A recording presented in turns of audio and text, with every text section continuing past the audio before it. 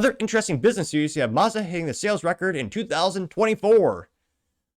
Now, this comes to us thanks to Adam Ismail, who's a writer at thedrive.com. And they say, quote, Mazda smashed its all-time sales record in 2024 because it's not the Mazda you remember, which it's a low bar because most average Americans don't remember Mazda at all. Now, they say, quote, Mazda's embrace of SUVs, hybrids, and premium design haven't only paid off, they've arguably bought the Mazda a future too. Yeah, maybe. Interestingly enough, again, I have a couple of friends who do off-roading. They love that type of activity.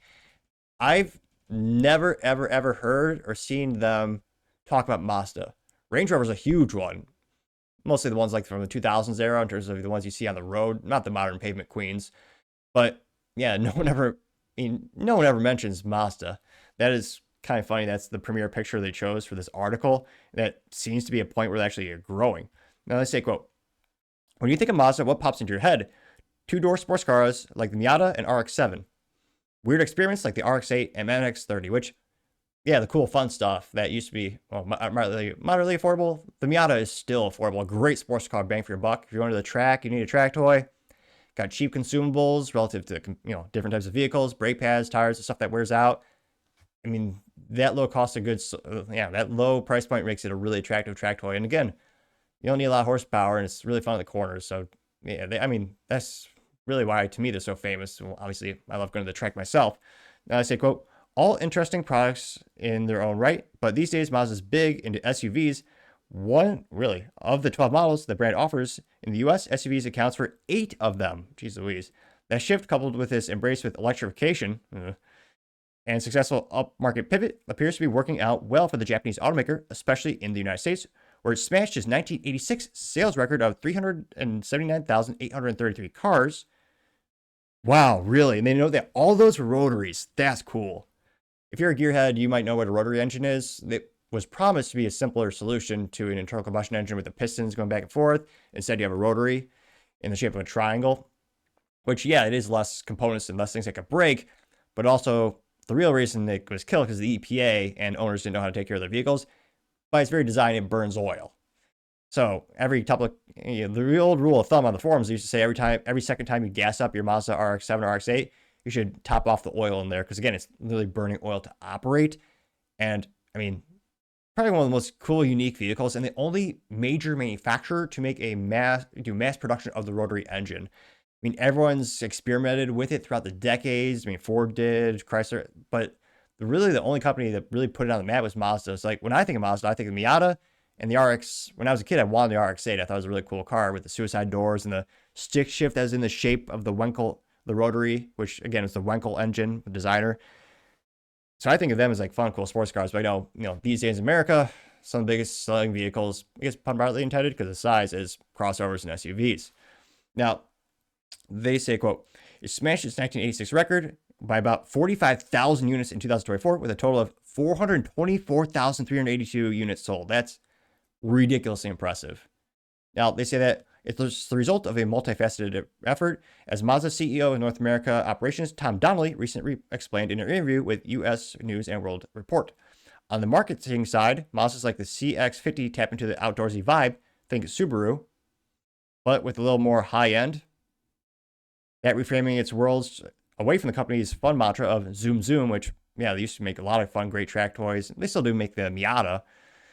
They used to make a lot of cool hot hatches with stick shifts too. But it's proven very popular today. So popular, in fact, that the company can get away with selling 2 SUVs, the CX-5 and CX-50, that appear to serve the same segment but actually attract different demographics. And he says, quote, this is the largest segment in the market, and some other brands already have multiple entries, Donnelly said. If you compare the CX-5 to the CX-50 directly, they look different and have different intentionalities. You view the CX-5 as more of an urban, sophisticated, whereas the CX-50, because of the styling and some characteristics, and whether it's a Meridian edition, has more of an outdoorsy feel, which this is also something I've never seen. Well, a Mazda SUV on the road towing something.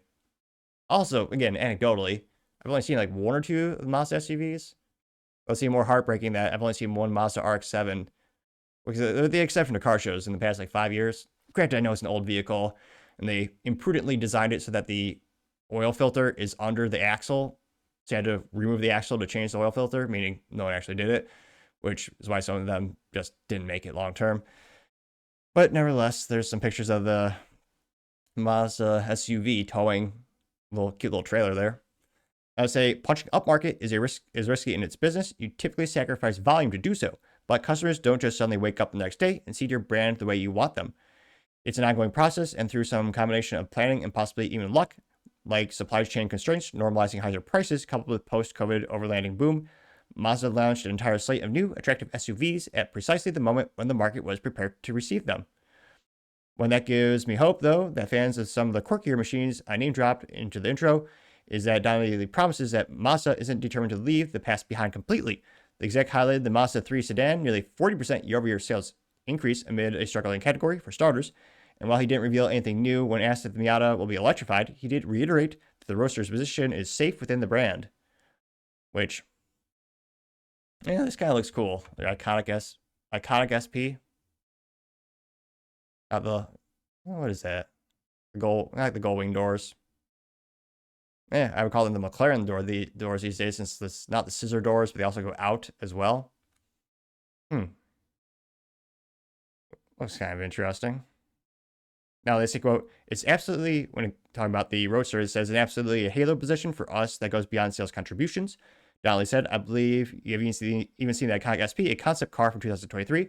The reception that has received has been quite extraordinary, and that the purpose of introducing the vehicle.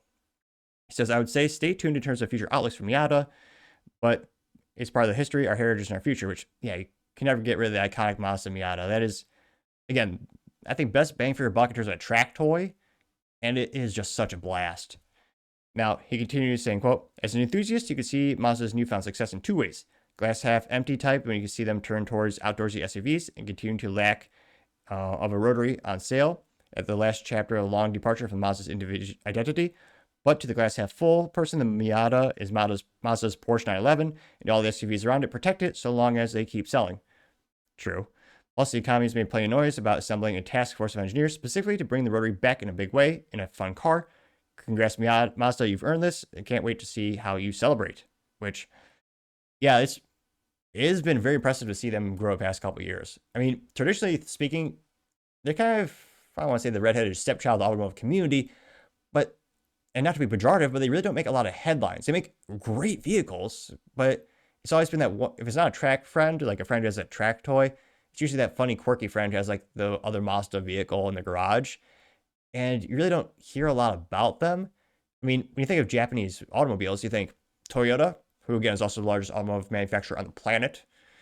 You think of Honda. What else do you think of? I mean, those are the top two. That might be a fun question. Mazda. Yeah, I guess the Mazda top four, but it's like, got Nissan. So they're always in the news, mostly for unreliable vehicles breaking down. But yeah, for 18 people who still want to buy, you still have Mitsubishi, which I can't believe they have money to run ads on the YouTube. I saw a YouTube video commercial for Mitsubishi a couple days ago. I'm like, I'd never buy an SUV crossover, especially that. It's like, if anything, I get a vintage Porsche. I say vintage, 2009 era Porsche with the stick shift and V8 SUV.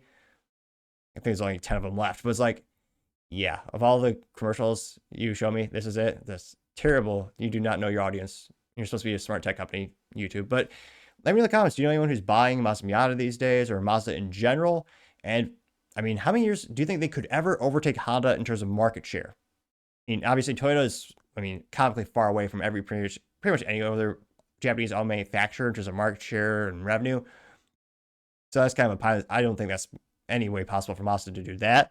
Neither could Honda. I don't think they have the volume or the diverse portfolio or bankroll or the risk factor. They're a pretty risk-averse company. I don't think they would want to take on Toyota in that regard. But do you think Mazda can overtake the other competition? And could they ever overtake Honda in market presence? Let me know, because as always, be fascinated to hear what you have to say.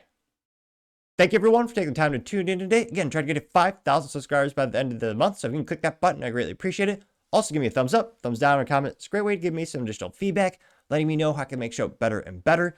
Lastly, don't forget to take time to tell your family, tell your friends, tell your coworkers, heck, tell your enemies, tell anyone and everyone. Just stay safe, fight the good fight.